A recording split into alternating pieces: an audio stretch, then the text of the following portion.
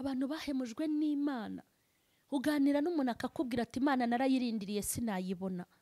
Waganira n'umuntu akakubwira ati biriya bintu murimo nge nakijijwe kera mbivamo. Umuntu akica ati nge naririmbaga muri iriya korari. Undi akica ati nge nari umudiyakoni muri ratorero. Undi akica ati nge nari umukristo nakijijwe iki gihe. Wamubaza ngo wagushijwe n'iki ugasanga yahemujwe n'iby'Imana. Ndakwinginze Imana ikurengera iguha imbaraga ikurinde gucumuzwa n'ibyayo. Kuba byarushaho kuba bibi ntabwo byavuga ko umugambi w'Imana wahagaze. Ubutaha mu kindi kiganiro nzababwira impamvu yo gucibwa igihanga kwa Yohana. Niho uzamenya impamvu y'ibibazo n'intambara z'urusobe z'urudaca zigusimburanwaho. Hamwe wicara ukabwira Imana ngo niki nagukoreye, nta cyaha wakoze, ahubwo ibigaragara nk'ibibi bikuriho n'ibyiza Imana iri kugutegurira. Ntiwagera mu gisubizo utanyuze mu kibazo, ntago wakomera utamaze koroha, ntago wakubaho utasuzuguritse, ntago wakwamamara mu byiza utamamaye mu bibi. Ntago reka nkubwire, ntago wakira utakennye, ntago ibyo bintu bishoboka. Ubara imyaka umaze ushomera, ubara imyaka umaze uri mu nzara, uhita ujya kwiyeranje, ariko ugezeyo ntiwahirwa, wongera ibibazo mu bindi. Wari ufite amadeni make aragenda arikuba. Hahirwa uwo bitazahemuza. Hari abakobwa barindiriye Imana, barayirindira bati Imana nzakurindira, barahumiriza rwose. Ibyayo birabahemuza. Ko ngize imyaka 30 nkomeje kwambara byakubita ihuku. Ubu koko iyi n'Imana yavuganye nanjye. Biga kuzamuraho gato. Umukobwa uterekanya amaguru ubundi yarambagizwa ate? Biga kwikoraho, bashyiramo duke mu mutwe. Biga mbese baba bajama. Mureke mbabwire, byarabahemuje abantu benshi. Turabashuhuje mu izina rya Yesu Kristo w'i Nazareti. Amahoro y'Imana nabe muri mwebwe. Turabashuhuje mwebwe abadukurikiranira hafi na kure, mwebwe mukomeje gukora share, abakomeje gukora subscribe. Turabashuje kandi turabashimiye. Imana y'amahoro nibahe umugisha. Nubundi rero tugarutse mu ijambo ry'Imana kuri Mama Charlene official. Nkuko mukomeje kugenda mukurikirana ijambo ry'Imana ritandukanye, nubundi tuzanye ijambo ry'Imana. Imana ishimwe ko yaturinze kandi ikaba yaturinze ikaturinda, iduha n'ibyo kurya byo mu mwuka. Imana nishimwe. Nizere ko rero muri amahoro aho muri hose. Ndifuza ko dusenga kugira ngo Imana ibane natwe muri uyu mwanya dushyigikire. Mwami wacu Yesu, ndagushimye ko waduhaye kubaho no kuramuka, waduhaye ijambo ryawe uriduhana na byinshi. Habwa icyubahiro ku bw'uyu mwanya w'icyubahiro tugiye kuvugamo ijambo ryawe rikomeye kandi rituruta. Ijambo ryawe rifite ubuhanga n'ububasha, nta muntu warisobanura uko abyumva usibye imbaraga z'umwuka wera zidushyigikira. Nanjye nkwatse inkunga ituruka hera kugira ngo uhagarane nanjye mu cyimbo cyawe, aho ndi kuburira ndetse no kubwira ubwoko bwawe kugira neza. Ndakwinginze ngo ubane nanjye ugiye kuvuga kandi ubane n'abateze amatwi ijambo. Twaguke twese, ngewe uri kubwiriza n'abanteze amatwi, twaguke kandi twaguke ndetse twunguke tugere ku mugambi w'icyo wifuza. Ndagushimiye ko ugiye kunshyigikira kandi ukampa ibisobanuro bihagije mu izina rya Yesu Kristo. Amen. Mana rero nishimwe. Tugiye kuganira ijambo ry'Imana riri muri Matayo ibice byaho 11 umurongo waho wa mbere. Ubutumwa bwiza uko bwanditswe na Matayo ibice 11 umurongo waho wa mbere. Ariko reka duhere kuri 4 ku murongo wa 4. Yesu aramusubiza ati, mubwire Yohana ibyo mwumvise n'ibyo mubonye. Impumyi zirahumuka, ibirema biragenda, ababembe barakira, ibipfa amatwi birumva, abapfuye barazuka, abakene barabwirizwa ubutumwa bwiza, kandi hahirwa uw'ibyanjye bitazagusha. Amen. Ijambo shaka ko tuganira uyu munsi, ndashaka kubabwira ijambo ryo kubabwira ngo hahirwa uw'ibyayo bitazagusha.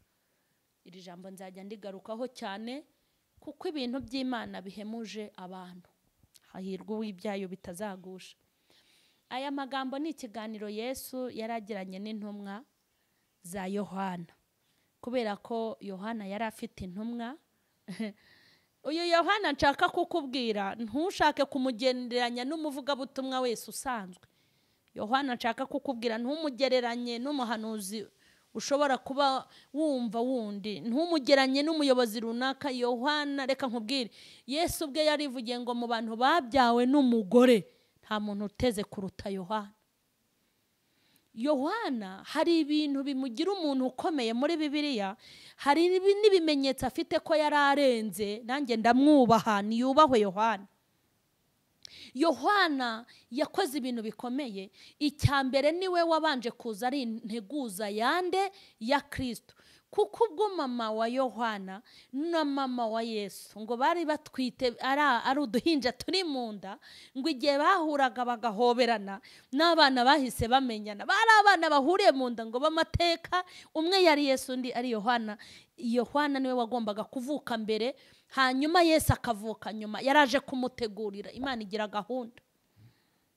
Haleluya.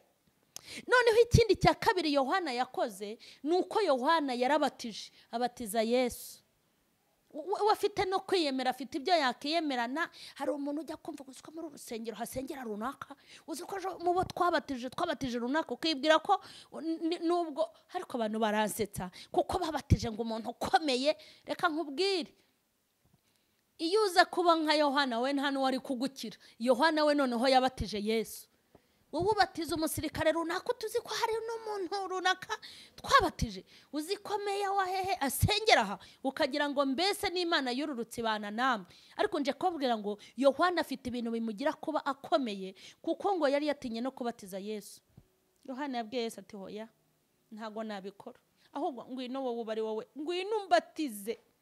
Ariko Yesu aravuga ngo hoya bikore kugira ngo dusohoze gukiranuka. Ubundi hari ibintu dukora kugira ngo dusohoze gukiranuka. Imana ishimwe. Yohana muri make ni umuntu wari warihebeye Yesu.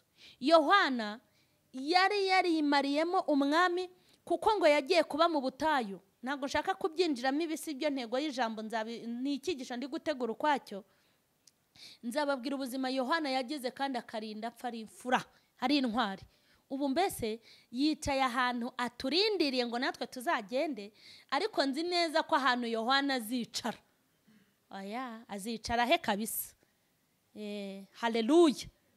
Yohana aza guhura n'ikibazo gikomeye.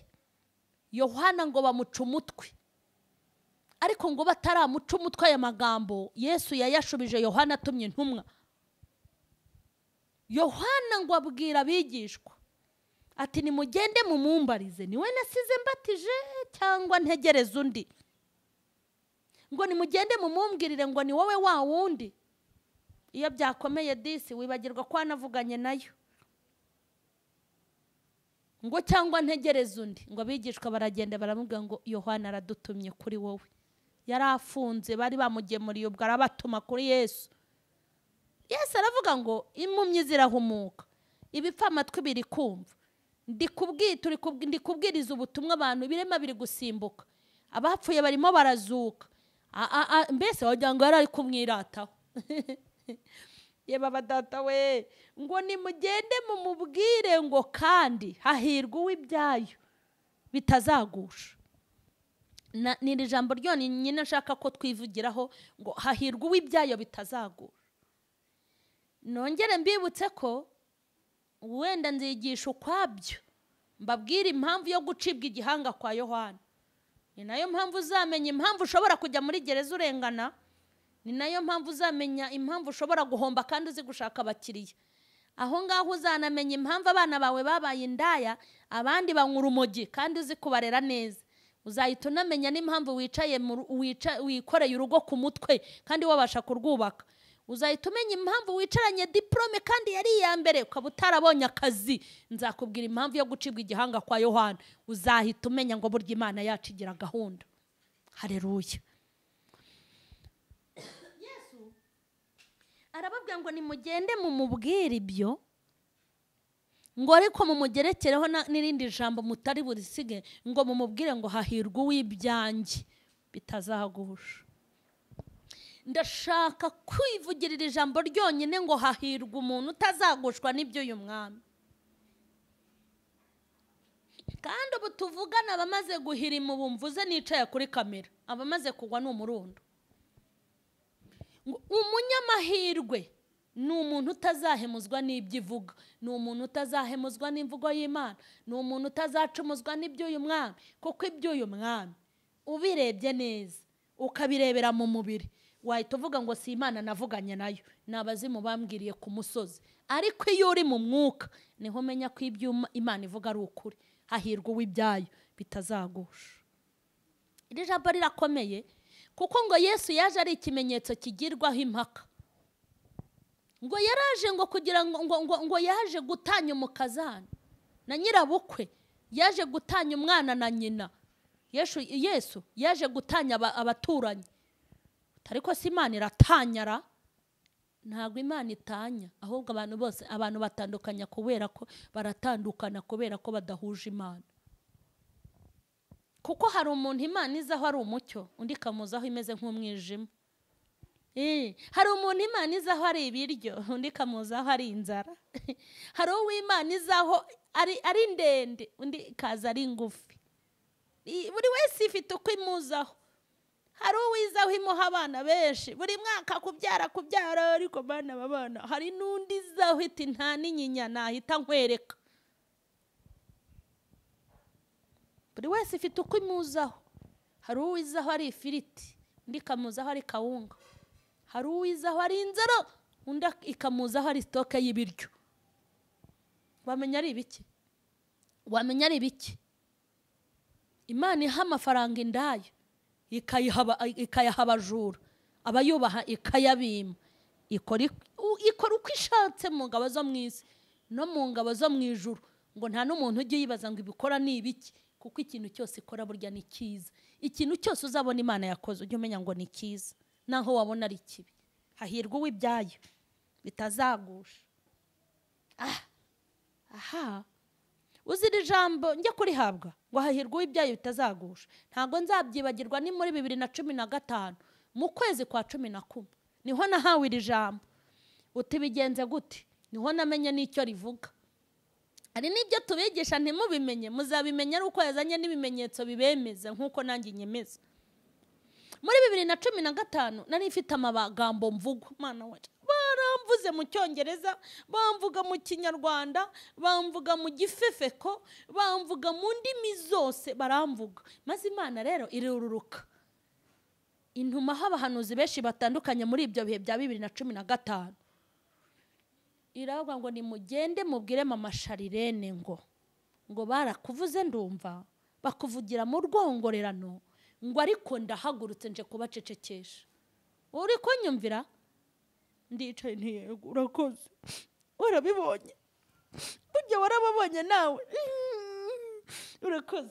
Uzi ibintu bahise bankorera noneho? Hahirwa uw'ibyayo bitazagusha. Ngewe ubundi nari nzi ko nta muntu uzongera kubona ijambo mvuga, ariko namenye ko nubwo mbona mwayamazeyo hari nanda gihari mushobora kuvuga bigakunda. Naricaye nahuye n'amagambo akomeye. Nibwo batangiye kunyita indaya, nibwo batangiye kuvuga ko nkorana n'abarangi, nibwo batangiye kuvuga ko naje kwiyoberanya mu itorero nanjye ndi intumwa ya Satani mfite misiyo. Nge ntabwo nari nzi ko umuntu ashobora kuvuga ko mama Sharirene agira imyuka y'abarangi. Niho bavuze ko naje, ibaze abantu bavuze ngo naje mu itorero kubera misiyo y'abadayimoni. Itorero nabayemo kuva muri 2003, kandi ngiye muri 2004 narahasengaga nubwo nari ntarabatizwa. Ibaze kuva muri 2003, 2004, 2005 uba ariyo myaka, kugeza muri 2015 ndi mu itorero ngo mfite misiyo. Nibwo rero nahise mpabwira ijambo ngo hahirwa uw'ibyayo bitazagusha. Imana ikwemerera inzu niyo wamagamo ikakugwaho. Imana irakubwira ngo nguhaye ibiryo uzarya usagurira abandi, ako kanya inzara waryaga 3 mu cyumweru ugatangira kurya rimwe. Hahirwa uwo bitazagusha. Imana irakubwira ngo ngukoreye ubukwe bwihuse na fiancé wari ufite, mukaba murashwanye ntacyo mupfuye. Imana irakubwira ngo mukazi nkuzamuye mu ntera nduwiteka, wajya ukumva bakwandikiye urwandiko rwo kukwirukana. Niko ikora. Hahirwa uwo bitazahemuza ibyo bintu. Ubwo se kuva muri 2015 kwayo magambo yatangiye muri 2016, ubu turi muri kangahe? Turi muri 2021. Bari iyo myaka na n'ubu ndacyavugwa kandi amagambo navuzwe. Reka nkubwire, harimo n'amashyashya nagiye mbona. Hahirwa uw'ibyayo bitazagusha, kuko ibyayo bimeze nk'uwo yemerera inzu yataha niyo yararimo ikamugwaho. Wajyaga uwa 30 mwana wanjye, ndaje nguha ubwenge uzaba uwa mbere, hanyuma ukaba uwa mbere uhereye inyuma, ugaheruka ishuri ryose, ukagira ngo Imana yaravangiwe, ukagira ngo abahanuzi baravangiwe, ukagira ngo Imana irabeshya. Ntago ibeshya, ahubwo ni kwigenda, ahubwo ni kwikora. Hahirwa uw'iby'Imana bitazagusha, hahirwa uw'ibyayo bitazagusha. Niko Uwiteka akubwiye. Nimba uzi ko ibintu by'Imana bitaraguhemuza, ukaba uzi ko iby'Imana bitarakurundura, ukaba uzi ko ibintu by'Imana ukibirimo, amasezerano n'imvugo yayo nuko Imana iteye bikaba bitaragucumuje, hagarara aho hantu. Hahirwa bitazagusha.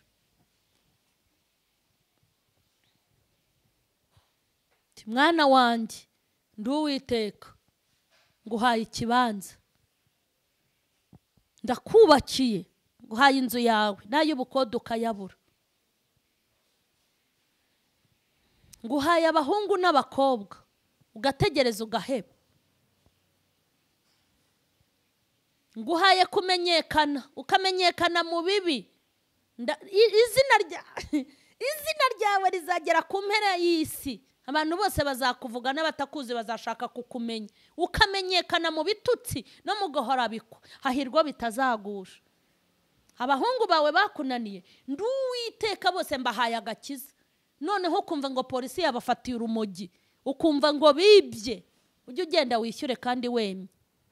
Ntabwo Imana yakubeshye. Abakobwa bawe mbahaye agakiza, bagiye muri korari baririmbe, wajya kubona ukabona baje batwitiye rimwe. Umugabo wawe, urugo rwawe ndarwubatse, ndi Uwiteka, wajya kumva ukumva yagutaye burundu. Umugore wawe ndamuhinduye, wajya kubona ukamubona umufatanye n'abandi bagabo. Imvuga y'Imana nuko iteye, ntiteze gutekereza nkatwe, ntiteze kugenda nkatwe, ntiteze kubisohoza nkatwe. Ni Imana ifite inzira zirenze 1000. Icyo nkubwiye, ndakubwiye ngo ntuzacumuzwe n'imvugo yayo. Hahirwa uw'ibyayo bitazagusha. Ibintu by'Imana byahemuje abantu. Ndabizi hari abantu Imana yabwiye ngo izabatunga nimuyikorere, mugeze aho Satani arabongorera, birabahemuza. Ubara imyaka umaze ushomera, ubara imyaka umaze uri mu nzara, uhita ujya kwiyeranja, ariko ugezeyo ntiwahirwa, wongera ibibazo mu bindi. Wari ufite amadeni make, aragenda arikuba. Hahirwa uwo bitazahemuza. Hari abakobwa barindiriye Imana, barayirindira, bati Imana nzakurindira, barahumiriza rwose. Ibyayo birabahemuza. Ko ngize imyaka 30 nkomeje kwambara byakubita ihuku, ubu koko iyi ni Imana yavuganye nanjye? Biga kuzamuraho gato, umukobwa uterekanya amaguru ubundi yarambagizwa ate? Biga kwikoraho, bashyiramo duke mu mutwe, biga mbese baba bajama. Mureke mbabwire, byarabahemuje abantu benshi. Ibintu by'Imana byarabahemuje. Hahirwa uw'ibyayo bitazagusha. Abantu bahemujwe n'Imana. Uganira n'umuntu akakubwira ati Imana narayirindiriye sinayibona. Waganira n'umuntu akakubwira ati biriya bintu murimo nge nakijijwe kera mbivamo. Umuntu akica ati nge naririmbaga muri iriya korari, undi akica ati nge nari umudiyakoni muri iriya torero, undi akica ati nge nari umukristo nakijijwe iki gihe. Wamubaza ngo wagushijwe n'iki, ugasanga yahemujwe n'iby'Imana. Ndakwinginze, Imana ikurengera, iguha imbaraga, ikurinde gucumuzwa n'ibyayo. Kuba byarushaho gukomera ntibivuze ko umugambi w'Imana wahagaze. Kuba byarushaho kuba bibi ntabwo byavuga ko umugambi w'Imana wahagaze. Ubutaha mu kindi kiganiro nzababwira impamvu yo gucibwa igihanga kwa Yohana. Niho uzamenya impamvu y'ibibazo n'intambara z'urusobe, z'urudaca, zigusimburanwaho. Hamwe wicara ukabwira Imana ngo ni iki nagukoreye? Nta cyaha wakoze, ahubwo ibigaragara nk'ibibi bikuriho n'ibyiza Imana iri kugutegurira. Ntiwagera mu gisubizo utanyuze mu kibazo, ntago wakomera utamaze koroha, ntago wakubaho utasuzuguritse, ntago wakwamamara mu byiza utamamaye mu bibi. Ntago, reka nkubwire, ntago wakira utakennye, ntago ibyo bintu bishoboka. hanyuma Yesu ajya kuzamuka yahereye he? Ni hasi. Ese undi mwamwigiyeho?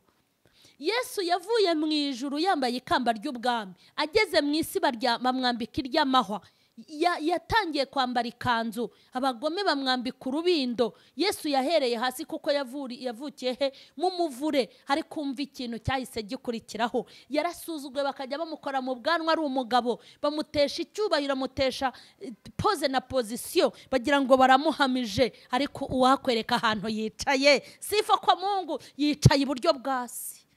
Uzajya kugenda ibintu papa we yamukoze mu ntoki, aramubwira ati kora ahangaha wanesheje, watsinze. Umva ijambo yamubwiye, yaravuze ngo uhereye nona izina ryawe rizaruta amazina yabanje nazakurikiraho, kandi icyubahiro nguhaye kizaruta icyubahiro byabayeho, ngo n'ibindi bizagira gute? N'ibindi byubahiro bizakurikirana. Sifa kwa Mungu. Nagira ngo nkubwire ngo rero aho hantu uri kunyura ni mu nzira yo gusatira ibyo Uwiteka yavuganye nawe.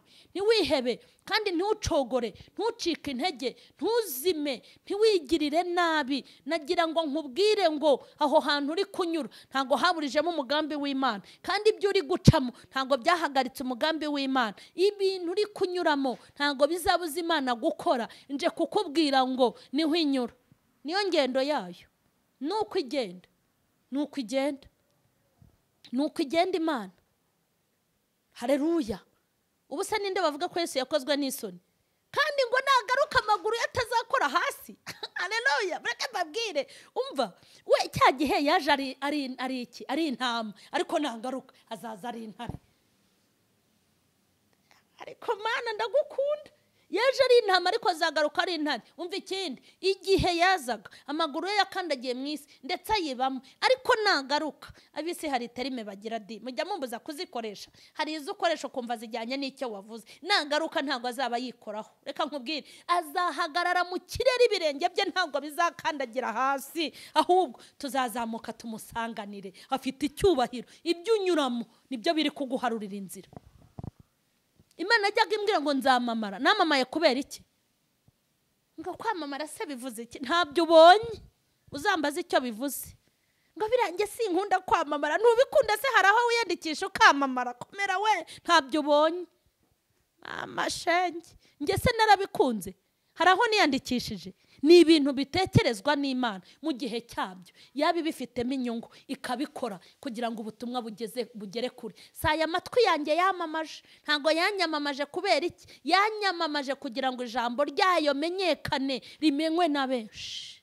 Haleluya, haleluya, haleluya. Imibabaro unyuramo iri kuguharurira inzira. Ngo nzakumenyekana, njya kumenyekana, namenyekanye kubw'ubuhamya bwanjye. Simfe naha kuri aya macano, njya kuzenguruka igihugu cy'u Rwanda. Nazengurutse igihugu cy'u Rwanda kubera ubutumwa, kubera ubuhamya bw'ibyo nanyuzemo. Natangaga ubuhamya bugahembura abantu. Umuntu wese waje muri iryo teraniro akifuza kuntumira iwe, nkava hanja iyo ntabugira simba naravuye nahondi. Niyo mpamvu njya mbwira abantu ngo mu bintu gendana nabyo ntugasiga ubuhamya. Nusiga ubuhamya Imana izagusubizayo kujya kubushaka. Niyo mpamvu haleluya, ahubwo ujye uyibwira bize vuba, bizere rimwe bigushiranuza bigire gute. No kibazo uhamirize we, nibura binarangire. Kandi nubona ikibi kikujeho ujye uvuga ngo kubyo nari narapangiwe birimo biragabanuka. Ugize Imana bikazira rimwe ari nka 5 bikaguhondagura bikagukubita bikaguhondagura, ariko nibura Imana irazi komora inguma. Tugiye gusenga. Haleluya. Hahirwa uwo bitazagusha. Iby'Imana, hahirwa uwo bitazagusha, byabahemuje. Abantu basubiye mu kabari ngo si Imana yavuze. Abantu barishingiye bavuga ngo si Imana yavuze. Bagiye kwaka amadeni muri banke batasenze babatereza ibyamunara. Abantu iby'Imana birabahemuje, basubiye mu cyaro. Basubiye mu cyaro, uzi Imana ikuvana mu cyaro ikakuzana i Kigali ukisubizayo. Aha, na Yesu yaravuze ngo mundindirire mu murwa. Gahunda ni mu murwa i Kigali. Mana we uzambesha i Kigali tu. Wenda nzava i Kigali njya ahandi hantu harenze i Kigali tu. Ariko gahunda ni mu murwa. Kiborere, hari umuntu wanjyanye mu cyaro ngo arashaka ko njya mu cyaro. Yesu yabwiye abigishwa be ko gahunda ari mu murwa. Sinamunaniye nibeshya nkajyayo. umva ndi urubito. Abantu bari mu cyaro, hari abantu Imana yahereye umugisha mu cyaro, hari n'abantu izagirira neza bari mu cyaro, ariko hari abandi bagomba kujya mu murwa. Nimba Imana yavuze ngo umugisha wawe ni mu murwa, shabetse ubwoba bukwica uva i Kigali, uzagenda wikoce. Abo wasanze mu giturage batera imbere kuko umugisha wabo ari huri. Cyo nubona na Satani gukura i Kigali, ujye umenya ngo ntabwo ari nziza i Kigali, ahubwo Imana ishimwe ko leta yacu yaguye umujyi nibura. Hari n'ahantu hasigaye hitwa i Kigali hatari i Kigali. Hari abantu Imana yemereye i Kigali benshi ko bagomba kuhaba. Haleluya. Mureke dusenge. Iby'Imana bikugejeje he? Siko umuntu uretse nzababwira impamvu yo gucibwa igihanga kwa Yohana. Byahemuje abantu ibintu by'Imana. Abantu bisubiriye ku kayoga, basubiye ku gacupa, basubiye kuri murituri. Ikintu kimbabaza nuko musigaye munywa n'ubuyoga bubi. Ubuyoga bubi akuzikuzira buriya buyoga. Abantu basubiye ku ipantaro nta n'amabuno bagira yo gushyiramo. Basubiye kuri mini nta n'amaguru mufite yo kwambara, nibura ngo uvuge uti ntacyo reka nkubitemo mini nanjye njye nekana amaguru. Undi siyo mwayerekanye barabishyura. Abantu ngo basubiye gutereka umusatsi. Uze watereka umusatsi ugatereka n'amazuru, wayagabanya se nibura akaba mato? Reka. Ibi by'Imana byahemuje abantu. Umuntu shitana akamubwira ati reka kera ukiri umujama nibwo wari mwiza, isubirire wigendere wibera umujama, tagapanero kamberaga. Imana iturengere, Imana idutabare. Tugiye gusenga Imana iturengere, Imana idutabare, Imana itugarukeho. Imana ifite imbaraga nyinshi zikomeye. Imana ijya yumva gutaka no gusenga kw'abayiri imbere. Imana irambura ikiganza igahaza ibyaremwe. Imana ifite umugambi ku bantu bose yemeye ko baza mu isi. Imana ifite gukiza, Imana ifite gukomera, Imana ifite imbaraga nyinshi. Imana igira neza bugacya bukira ngo uciriye bugufi. Ijambo ryawe ni rizima kandi ni ryiza. Ijambo ryawe ni rizima, ijambo ryawe rifite imbaraga, ijambo ryawe riromora, ijambo ryawe rireza, ijambo ryawe rirakomeye. Ndakubashye muri aka kanya, nyemerera ijambo ryawe ritugireho ububasha, ijambo ryawe ryeze, ijambo ryawe rihumanure, ijambo ryawe ritunganye, ijambo ryawe ryubake, ijambo ryawe rigira umumaro, ijambo ryawe riduhindure bashya, ijambo ryawe abarikurikiranye nibahinduke icyaremwe gishya. Ndagushimye ko byumvise kandi ubikoze mu izina rya Yesu, amena. Mbifurije amahirwe masa yo kuguma ku Mana kandi no kudahemuzwa n'ibyayo. Mukomeze muyirindire kandi izaza ntago izaceceka. Imana y'amahoro ibishimire, amen.